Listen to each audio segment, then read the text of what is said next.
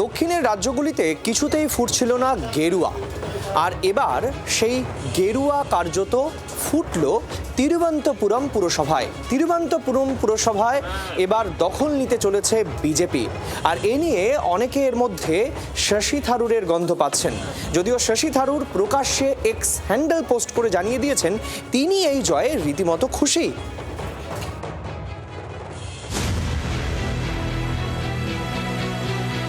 একমাত্র বাম শাসিত রাজ্য কেরলে বিজেপির অসাধ্য সাধন। কেরলের রাজধানী তিরুবনন্তপুরমে ইতিহাস করতে চলল বিজেপি। তিরুবনন্তপুরম পুরসভায় কংগ্রেস নেতৃত্বাধীন ইউডিএফ এবং সিপিএম নিয়ন্ত্রিত এলডিএফ জোটকে পেছনে ফেলে এগিয়ে গেল বিজেপি।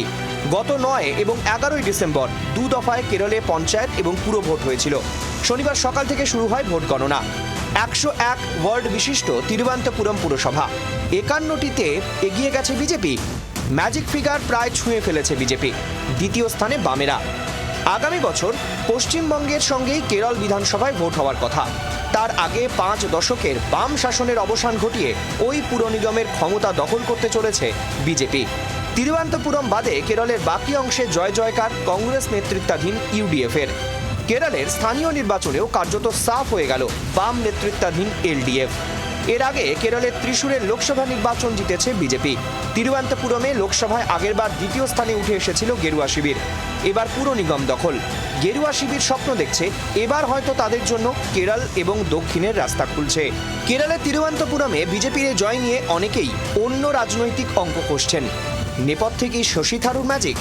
কংগ্রেস সাংসদ শশী থারুরের সঙ্গে প্রধানমন্ত্রী নরেন্দ্র মোদীর দলের সখ্য নিয়ে গত 1 বছর ধরেই জল্পনা চলছে। সেই থারুরের লোকসভা কেন্দ্র তিরুবনন্তপুরম পুরসভায় গেরুয়া জয় নিয়ে ভোট কাটার গন্ধ পাচ্ছেন রাজনীতিকরা। সোশ্যাল মাধ্যমে থারুর লিখেছেন, আমি তিরুবনন্তপুরমে বিজেপির ঐতিহাসিক পারফরমেন্সকেও স্বীকার করতে চাই। এটি শক্তিশালী প্রদর্শন যা রাজধানীর রাজনৈতিক দৃশ্যপটে উল্লেখযোগ্য পরিবর্তনকে চিহ্নিত করছে।